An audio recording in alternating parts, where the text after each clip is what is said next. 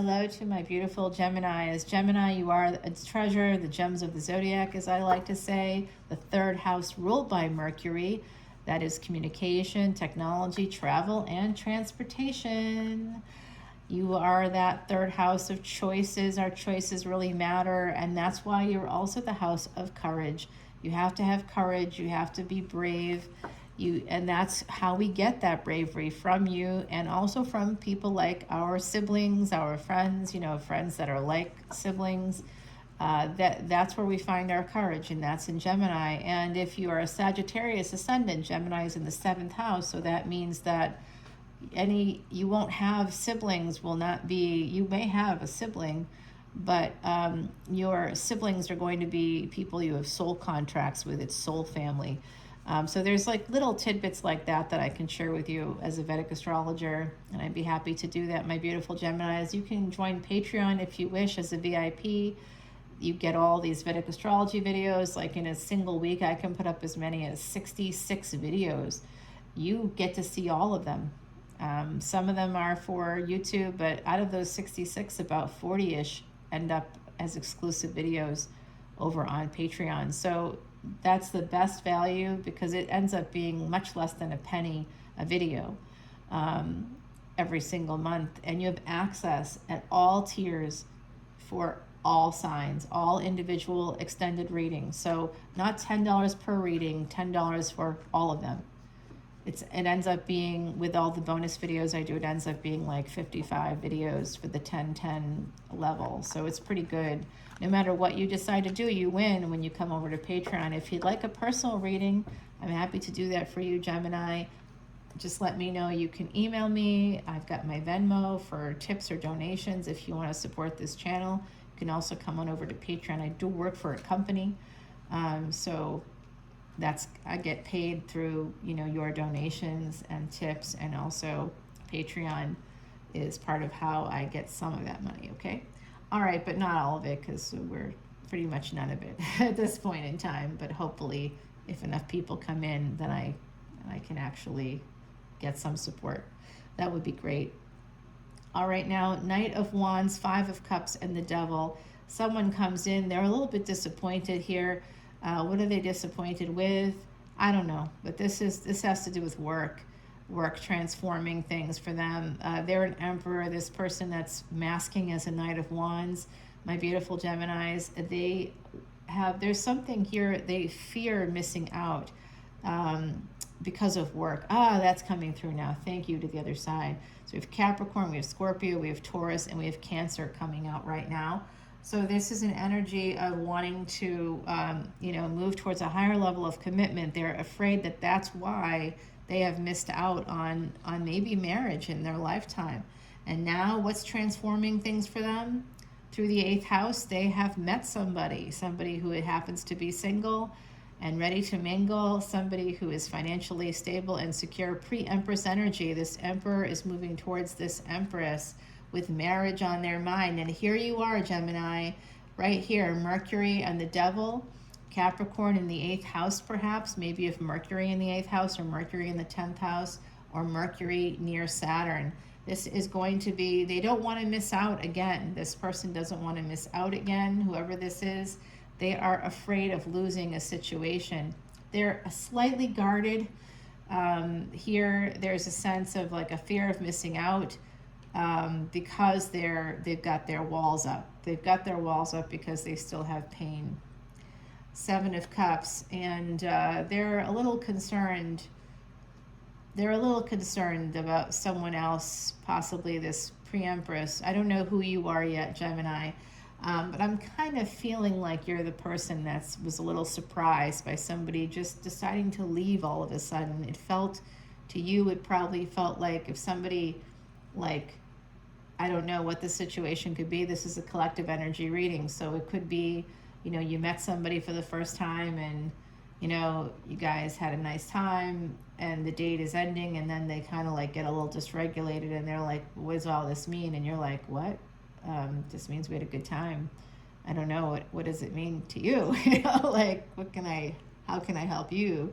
What is happening right now? There was like some kind of a weird awkward ending. And I'm going to just admit right now, I am the queen of the awkward endings. Queen. Like you could, it's just the queen of it. I mean, it's pretty wild. I'm the person that at the end of the first date says I love you, like automatically. It just sort of comes out because I'm probably self-sabotaging, and then the other party's like, "Excuse me, what did you just say?" It's just a knee-jerk reaction. I definitely don't love you. Now that's also equally bad and wrong. So can we just say awkward with a capital A? Hello, I'm raising my hand times 1,000. Oh, hell yeah.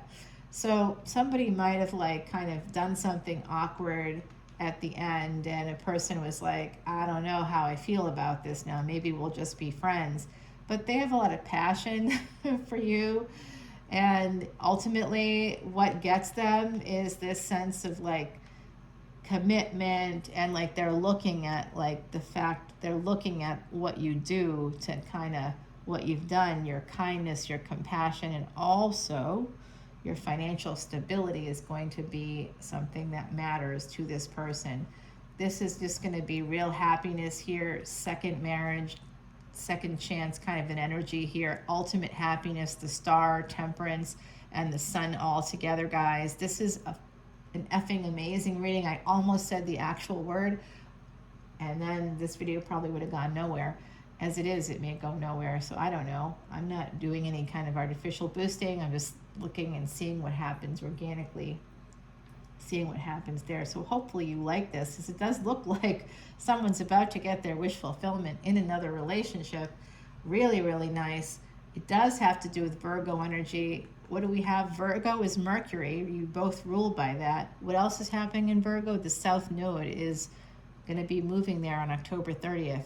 That's a big day for you, Gemini. Okay, so make sure you're thinking about that, because you're one of 4 twin signs: Gemini, Virgo, Sagittarius, and Pisces. So all of those signs are going to be highly affected by this movement, because we have Ketu, or the South Node, moving into Virgo, and we have Rahu, or the North Node, moving into Pisces. Again, all the twin signs are going to be equally shook by this transit for the next 18 to 24 months. It's going to be affecting you. So basically, whatever happens, if you've met someone new, this person could be the one. Hermiting from love, Knight of Cups, Knight of Pentacles, taking it slow is going to lead to success. This is Saturn energy with the devil, right? So we see the devil as bad and wrong. First of all, the devil's an angel. The devil's just the guy that challenged God, was like, yeah, no, I don't think so. I don't buy it. I don't buy what you're selling, man. There's always a contrarian, right, in every family and every family group. So the devil just represents that contrarian. That's the Satan energy. Don't question God. Well, if you do, you get demonized, quite literally. So the devil, in some ways, sort of represents the scapegoat of heaven, the one that everybody was like, you are damned because you questioned our father. So it's like the narrative of fathers everywhere, that that you can't question me, because if you do, I'm going to make sure that you grow horns. You know what I mean? You're not going to be seen in the same way. We're going to turn you into a monster. So isn't that nice? That's narcissism right there. So the devil here is actually representing career, Saturn energy. So this, because of work, because of all that stuff and all the pain and all the history I see here for both people involved, there's going to be some slow energy, but it's slow and steady. The slowness can lead to some sense that it's not happening. There's like a lack of momentum or something here, and this is about communication, a lack mindset. Also, someone that's slow to make up for financial losses. The Fool here with the Queen of Swords. So this opportunity could make you cry, could cause some pain. You might be wondering, because of the slow energy, because of sort of the lack of attention to detail sometimes in this relationship, that this person, because they're so focused on their work, which is how they survive. So of course they have to be focused on their work. Work is really important. This person has a tremendous work ethic. And the Wheel of Fortune here with this Seven of Swords. So yeah, they see you as a fated connection here. They're matching your energy, coming in as the King of Swords. That's nice. And I don't know what that Eight of Cups is, but they are moving towards a relationship with you, walking right towards that relationship with you. They see it as very awesome and profitable. They also worry that you're the flight risk. Or you worry that they are. Somebody here is concerned about that. But we have the Queen of Wands with the Emperor now and the World card, more Saturn energy, something happening in your favor. It is going to be love, you guys. What's up? The Truth, travel documents, come on. Okay, now we're getting into something else here. Well, if you have a karmic partner,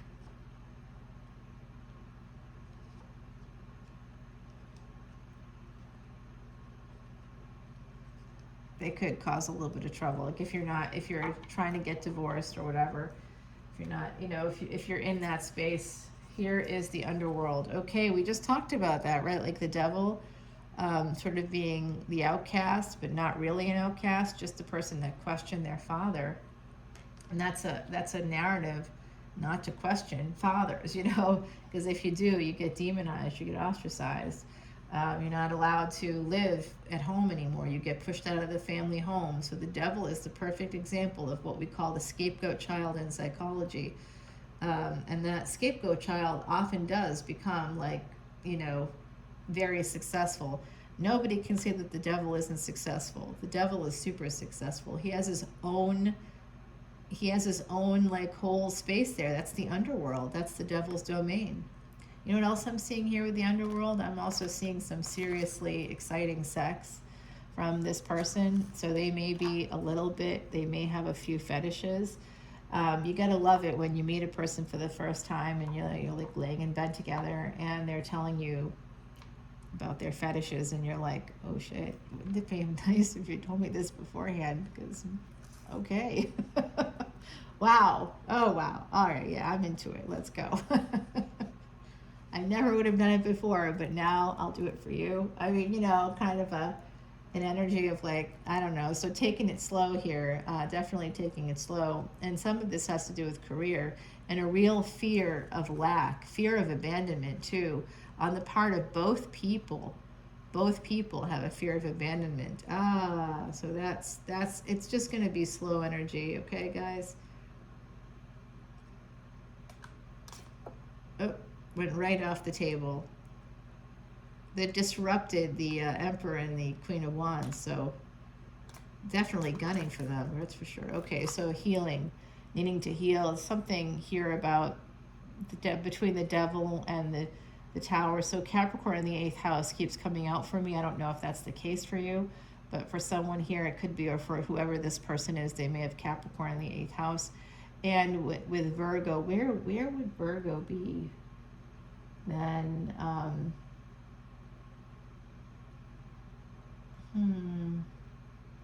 Virgo would be the 3rd house, Gemini.